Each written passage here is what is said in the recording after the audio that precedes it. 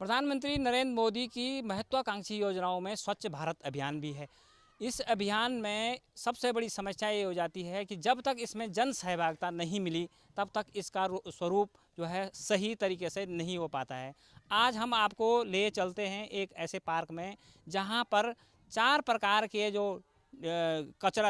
का जो कचरा होता है उसका सही तरीके से प्रबंधन करके एक बहुत नायाब तरीके का जो है यहाँ पर पार्क बनाया गया है, जिसमें गीला कूड़ा, सूखा कूड़ा, घरेलू मेडिकल कूड़ा और हानिकारक कूड़ा, इन चार कूड़ों को अलग करके एक सॉलिड वेस्ट मैनेजमेंट प्लांट बनाया गया है। आपको दिखाने जा रहे हैं किस तरह से ये बनाया गया है। ये यहाँ पर जो कूड़े का प्रबंधन के लिए जो ये पार्क बना हुआ है वो एक नायाब जो है एक तोहफा जो है प्रदेशवासियों के लिए और उत्तराखंड दून वासियों के लिए बना हुआ है। तो हम आपको दिखाना चाहेंगे कि किस तरह से इस पार्क में कूड़े का प्रबंधन होता है। आपको दिखाना चाहेंगे यहाँ पर तमाम वर्कर जो कूड़े का प्रबंधन कर रहे हैं, तमाम गीले कूड़े को, सूखे कूड़े को, और सूखे कूड़े में भी तमाम तरह से जैसे अलग अलग प्रकार की पन्नियाँ हैं, अलग अलग प्रकार के कागज़ हैं, उनको अलग अलग वेस्टेज में बर्तनों में डाल करके उसको निकालते हैं और फिर दूसरे पार्ट में इसको रखते हैं जहाँ पर इनके लिए अलग अलग कंटेनर बने हुए हैं। आप देख सकते हैं तमाम तरह का जो ये कूड़ा पूरे 100 नंबर वार्ड से आता है यहाँ पे, उसका किस तरह से प्रबंधन यहाँ पर ये नगर निगम के कर्मचारी करते हैं, जो ये पर्यावरण मित्र हैं, जो अलग अलग तरह से प्लास्टिक को और तमाम जो कागज़ हैं और तमाम अलग तरह के जो चिप्स के पैकेट से लेकर के हर तरह का प्लास्टिक को ये अलग कर रहे हैं यहाँ पे। और इसके बाद जब ये इनको अलग अलग कंटेनर में डाला जाता है तो इसका प्रबंधन इस तरह से किया जाता है। तो हम अब दूसरे सेगमेंट की बात करेंगे जिसको हम डिसेंट्रलाइज वेस्टेज कूड़े का जहाँ पर प्लांट लगा हुआ है, जिस तरह से ये यहाँ पर इसको करते हैं और किस तरह से इसको ये करते हैं। यहाँ पर इनके विशेषज्ञ मौजूद हैं, उनसे हम कुछ बातचीत करेंगे कि किस तरह से ये यहाँ पर करते हैं। सर, सबसे पहले आपसे ये जानना चाहते हैं किस तरह से आप लोग ये सब कूड़े का प्रबंधन करते हैं, गीला कूड़ा, सूखा कूड़ा, किस तरह से कर रहे हैं आप? सर, जो हमारा गीला कूड़ा है, सूखा कूड़ा है, 4 कैटेगरी में एक्चुअली हम वेस्ट को यहाँ पे कलेक्ट करते हैं, जिसमें से जो ये जोन हमारा है गीले कूड़े का जोन है। और गीले कूड़े को हम यहाँ पे लाने के बाद उसका सेकेंडरी सेग्रीगेशन किया जाता है।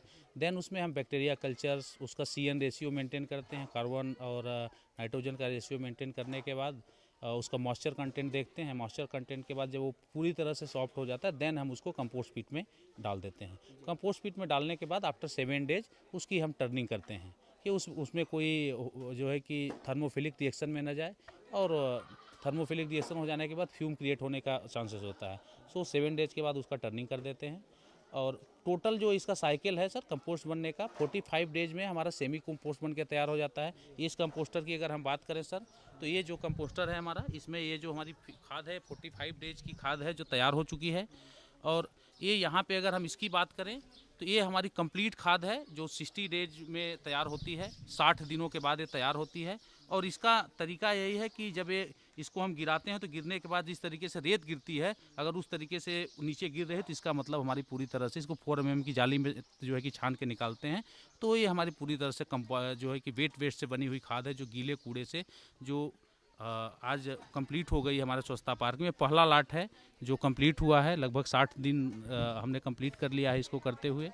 और आगे जो हमारे और पिट हैं जिनमें अभी कंपोस्टिंग की प्रक्रिया चालू है, जो अब आगे निकलती रहेगी। और उद्देश्य सर ये कंपोस्ट बनाने का हमारा ये है कि हमारे देश में जो सबसे बड़ी विडंबना है कि लोगों के पास तो सब कुछ हो गया, इकोनॉमी डेवलप कर गई, पैसा हो गया, महल हो गया, लेकिन जो सबसे बड़ी समस्या है वो सेहत की है कि हम जो केमिकल से युक्त खाद का जो खाना खा रहे हैं, उस खाना को खाने से हमारे बच्चों की सेहत पे, हमारे सेहत पे जो है कि सही प्रभाव नहीं पड़ रहा है, हम बीमार पड़ रहे हैं। और अच्छा, एक चीज़ इसमें देखने को मिल रही है, जैसे ये कूड़ा आप गीला कूड़ा यहाँ पे लेके आ रहे हैं, तो इस गीले कूड़े को किस तरह से आप मैनेज कर रहे हैं ताकि ये 60 दिन में इसकी खाद बन सके?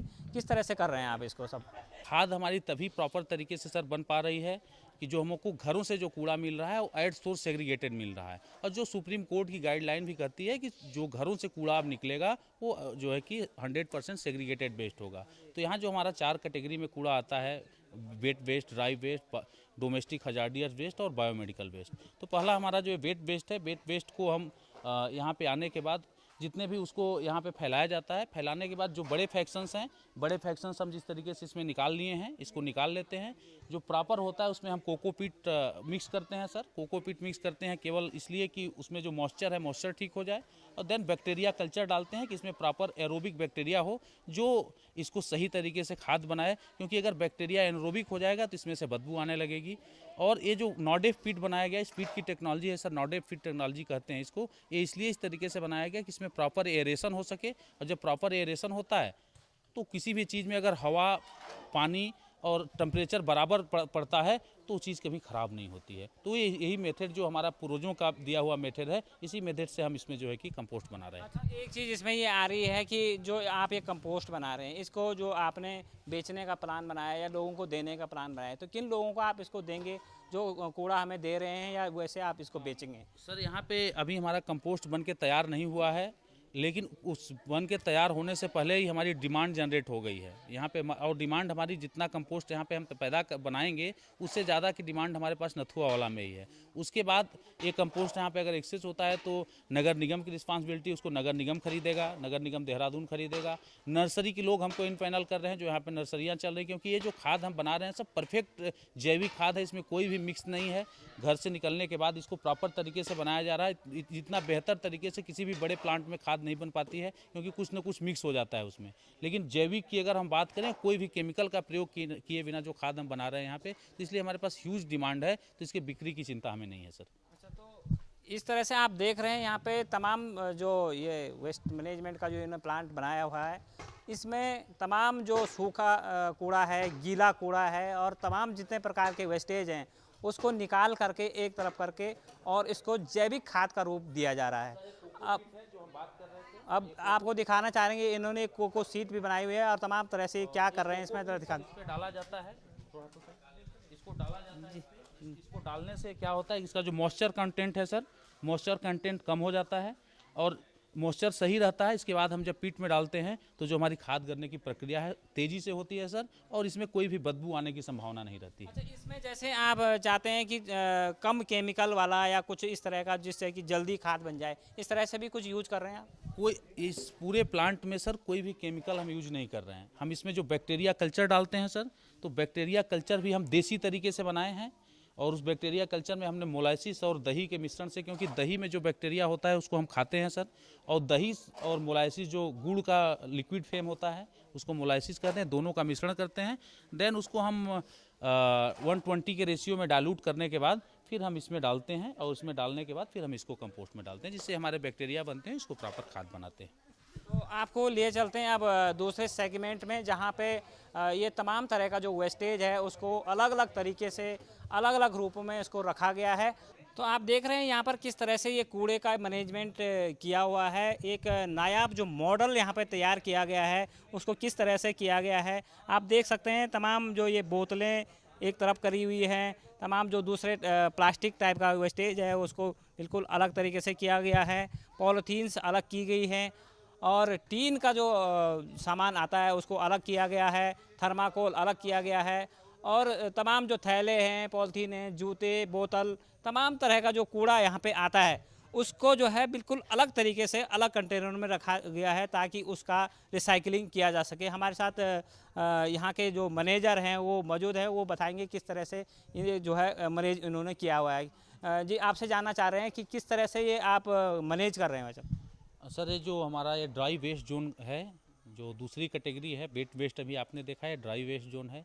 ड्राई वेस्ट हमारा जो घरों से कलेक्ट होके आता है, कलेक्ट होने के बाद जो हमारे CNT वर्कर्स हैं यहाँ पे उसको 28 कैटेगरी में अलग अलग करते हैं, और 28 कैटेगरी में वायर की डिमांड पे हम अलग अलग करते हैं। जो हमको जितने वायर मिल पाए हैं, जो सेल हो रहे हैं, जो रिसाइकलर हैं उनकी डिमांड पे कि 28 कैटेगरी की चीज़ें हमारी यहाँ पे सेल हो रही हैं, तो हम अभी 28 कैटेगरी में इसको बनाए हुए हैं। जो अलग अलग चीज़ें हैं सब अलग अलग कीमत की हैं। प्लास्टिक जो हमारी फेट है उसकी अलग कीमत है, हॉट प्लास्टिक की अलग कीमत है, जो हमारी ये जो वाइट पॉलीथीन है इसकी अलग कीमत है। सबसे बड़ी बात है सर, जो मार्केट में जो अभी सबसे बड़ा कूड़ा देखने को मिलता है ये MLP इसको बोलते हैं। ये इस प्लास्टिक को MLP बोलते हैं, मल्टी लेयर्ड प्लास्टिक बोलते हैं। और मल्टी लेयर्ड प्लास्टिक सर, इसका डिस्पोजल यहाँ पे लोग ऐसे ही फेंक खाते हैं, चिप्स खाया, लेज खाया, कुरकुरे खाया, कहीं भी फेंक दिया। तो इसके लिए हमने सर एक वायर तलाशा है जो इससे ब्रिक बना रहे हैं। एक यहाँ पे संस्थान है जिनको जो हमारे साथ इन पैनल है, जैसे ये उनके भर का माल एक गाड़ी के करीब ये मटेरियल हमारा इकट्ठा हो जाता है, देन वो यहाँ पे आते हैं और इसको लेके जाते हैं और इस MLP से वो ब्रिक बना रहे हैं। जैविक वसुधा करके एक संस्था है जो रजत हैं जो उसको कोऑर्डिनेट करते हैं उसको, तो उनके साथ हम इन पैनल हुए हैं जो MLP से प्रॉपर जो है कि ब्रिक बना रहे हैं। दूसरा ये रिस्पांसिबिलिटी सर ये है, इसके बारे में एक चीज़ और कहना चाहूँगा आपसे कि जो इसकी जिम्मेदारी उनकी है जिन्होंने इसे बनाया है। PRO रूल ये कहता है कि जिस कंपनी ने इसको मैन्युफैक्चर किया इसके डिस्पोजल की जिम्मेदारी इनकी है, और इसका इनिशिएशन सर इस कंपनी ने लिया है मैगी ने। मैगी अभी प्लान लेके आ रही है कि 5 मैगी का पैकेट दीजिए और 1 मैगी का पैकेट 5 फटा हुआ पैकेट दीजिए और एक पूरा नया मैगी घर में लेके जाइए।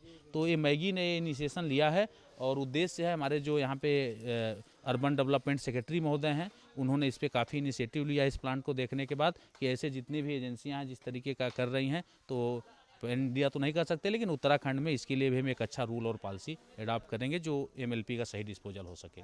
इसमें एक जो चीज़ उभर के आ रही है, जो चीज़ एक सामने आती है वो आती है कि सिंगल यूज जो प्लास्टिक मोदी जी ने कहा है कि इसको समाप्त किया जाए, लेकिन हम अभी पन्नियों तक पहुंचे हैं और जो तमाम खाने पीने की हमारी चीज़ें हैं, जो पैकेजिंग में जो चीज़ें आ रही हैं वो अभी भी उसी चीज़ में आ रही है। तो किस तरह से इसका निवारण हो रहा है और होना चाहिए? सर अभी की अगर हम बात करें तो माननीय प्रधानमंत्री जी ने जो पूरे देश को लेकर जो सपना देखा है कि हमारा देश कूड़ा कचरा मुक्त हो, और उसके लिए उन्होंने सबसे बड़ा अभियान अभी चलाया। खुद उन्होंने प्लास्टिक बीनने का काम किया समंदर के किनारे, और सिंगल यूज प्लास्टिक की बात उन्होंने की कि हम सिंगल यूज प्लास्टिक को बैन करेंगे, सिंगल यूज प्लास्टिक बैन हो, इसका प्रयोग लोग बंद करें। उसके पीछे सर बड़ी बात है कि सिंगल यूज प्लास्टिक रिसाइक्लेबल नहीं होता है और इसकी लाइफ बहुत ज़्यादा होती है। 100, 200, 300 साल तक अगर हमारे ज़मीन में पड़ जाता है तो ये गलता नहीं है, तो उसके और रिसाइकलिंग की कोई व्यवस्था नहीं है। लेकिन अभी जो हमारे पास मटेरियल जितना है, नए मटेरियल पे तो गवर्नमेंट प्रतिबंध लगा रही है कि नया मार्केट में बन के आएगा नहीं। जो पहले का बना हुआ है, जो पहले से मार्केट में ऑलरेडी स्पेयर्ड हो चुका है, ऐसे के लिए अभी इंडियन ऑयल एजेंसी यहाँ पे IIT ने एक नया इनोवेशन किया है कि सिंगल यूज प्लास्टिक से डीजल बनाने की बात हुई है।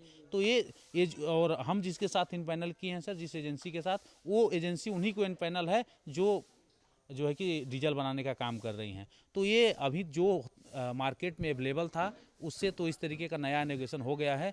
आगे का फर्दर प्लान यही गवर्नमेंट का भी है, हमारे नगर निगम देहरादून का भी है, हमारे यहाँ पे जो कमिश्नर सेक्रेटरी महोदय हैं उनका भी है कि सिंगल यूज प्लास्टिक को हम पूरी तरह से प्रतिबंधित करेंगे। और सर प्रतिबंधित करने के 2 तरीके होते हैं। एक तो हम दबाव बना के प्रतिबंधित कर दें, लेकिन वो सस्टेनेबल नहीं होता है।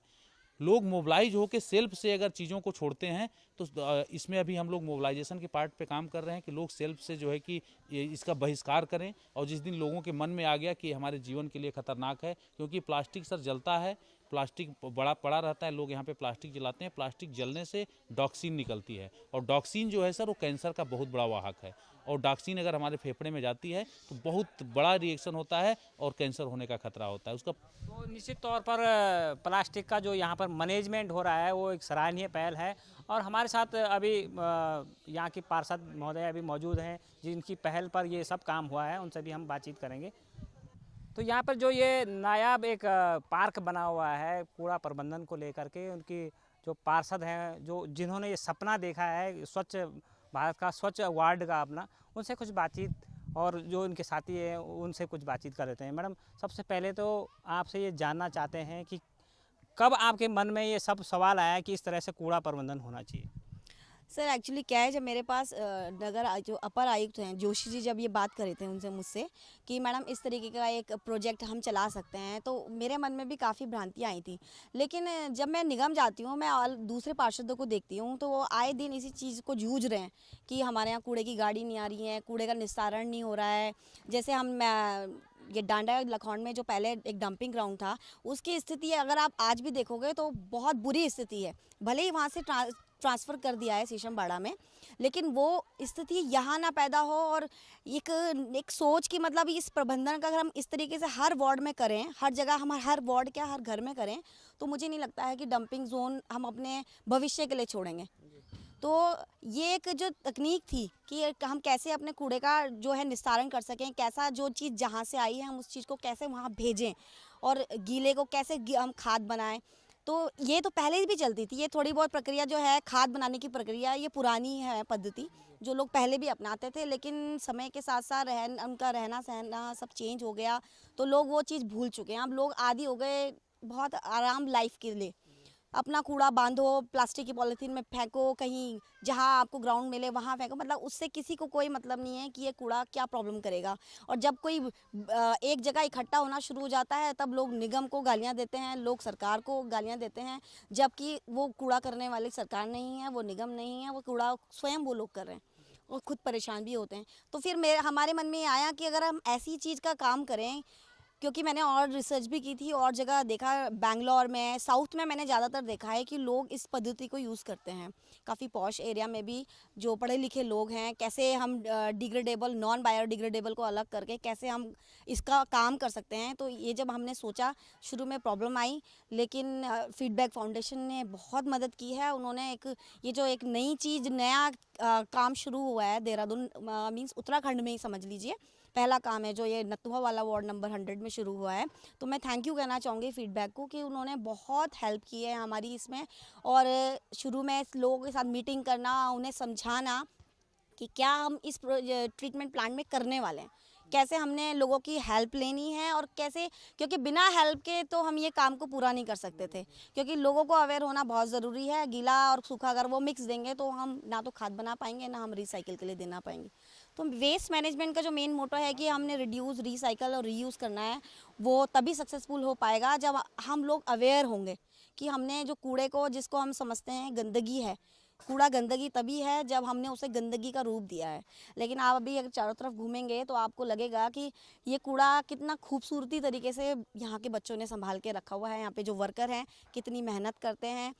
4 कैटेगरी में, तो लोगों के घर से लेके आना, फिर उसको सूखे को 28 कैटेगरी में यहाँ पे अलग अलग करना, और अगर वो यही काम ना करेंगे तो रिसाइकिल करना हमारे लिए बहुत मुश्किल हो जाएगा। जो हमारे साथ डोभाल जी भी मौजूद हैं, जो उनके साथ कंधा से कंधा मिलाकर चल रहे हैं। आपसे जानना चाहेंगे किस तरह की जो परेशानियां हैं, जो शुरुआती दौर में आपको परेशानियां हुई है, लोगों का जो आपको विरोध झेलने को मिला है, क्या क्या हुआ था आपके साथ?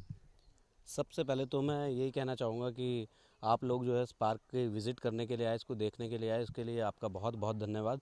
कि आपके माध्यम से जो है हमारे पूरे उत्तराखंड को ये देखने को मिलेगा कि यहाँ पे इस तरह का एक ट्रीटमेंट प्लांट जो है बनाया गया है फीडबैक फाउंडेशन और नगर निगम की मदद से।